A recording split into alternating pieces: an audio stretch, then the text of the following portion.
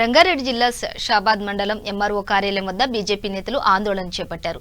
111 GO వెంటనే సడలించి LRS ను రద్దు, వీటితో పాటు దళితులకు 3 ఎకరాల భూమి, ఎస్సీ కార్పొరేషన్ లోన్స్ ఇవ్వాలని కోరుతూ ధర్నా చేశారు.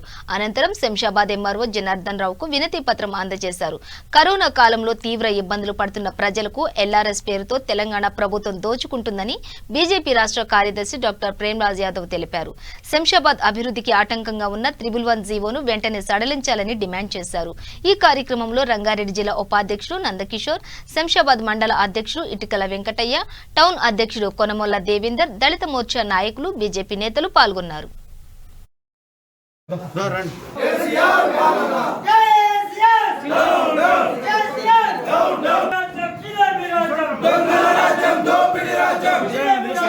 సమస్య యొక్క ఎల్ఆర్ఎస్ ప్రజలు అంటారు, ఈ టీఆర్ఎస్ ఎన్నుకుంటే ఈ ఎల్ఆర్ఎస్ ఏందని.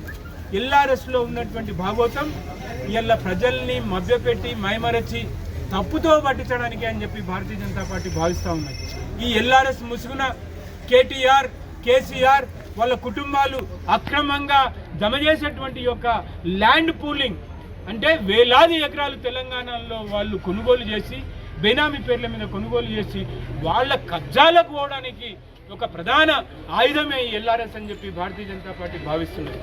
అరే ఎల్ఆర్ఎస్ ఎవరైతే రియల్ ఎస్టేట్ వ్యాపారస్తులు ఉన్నారో, ఎవరైతే 5 రూపాయలకు కొని 50 రూపాయలకు అమ్ముకొని పోయాడో వాన్నేమో లోపటింట్లో గౌరవించి శాలువా వేసి వాని దగ్గర ఇన్ని డబ్బులు తీసుకొని మంచిగా ప్రశాంతంగా వాడిని ఇంటికి పంపించి రెక్కాడితే కానీ డొక్కాడని పేద ప్రజలు, వాళ్ళ కూలీనాలు చేసే పేద ప్రజలు, వాళ్ళు రేపు పొద్దున ఆడపిల్ల ఇంట్లో పెరుగుతుంది కాబట్టి రేపు పెళ్లిడి వచ్చే వరకు ఈ ధర పెరిగితే ఆ పెళ్లి ఖర్చులకు వస్తాయని కొనే పేద ప్రజలు ఈనాడు 100, 150, 200, 300 గజాల వరకు ఒక ప్లాట్లు ఉన్నారు. మరి 10-20 ఎకరాలు ఈ యొక్క రియల్ ఎస్టేట్ చేసిన వాడినేమో నువ్వు ఇంటికి పంపిస్తావు. మరి ఈనాడు ఈ 100 గజాలు 200 గజాలు కొనుక్కున్న వాళ్ళను కంటికి నిద్ర లేకుండా, కునుకు లేకుండా వాళ్ళని ఏ విధంగా నువ్వు సతాయిస్తున్నావు, ఏ విధంగా సమస్యను కూడా మనం ప్రభుత్వం దృష్టికి తీసుకురావాలని అనుకున్నాం. కాబట్టి మనలో ఉన్నటువంటి దళిత నాయకులు నరేందర్ గారు, నరేష్ గారు, ప్రశాంత్ గారు, మీ అందరికి కూడా మొట్టమొదటిగా నాకు నమస్కారం తెలియజేస్తున్నాను.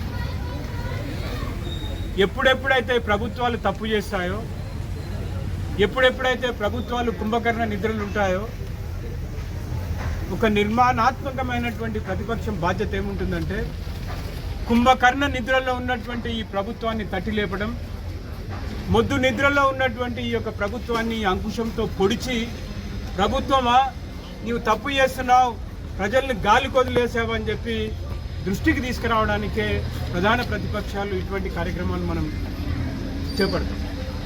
ఇవాళ శంషాబాద్ యొక్క దురదృష్టం ఏంటంటే ఈ 111 జీవో మరి కొంతమంది నాయకులు సాక్షాత్తు ముఖ్యమంత్రి అర్థమై మాట్లాడుతుండా, అర్థం కాక మాట్లాడుతుండా, సోయిలుండి మాట్లాడుతుండా, సోయిలో లేక మాట్లాడుతుండా భగవంతునికే తెలియాలి.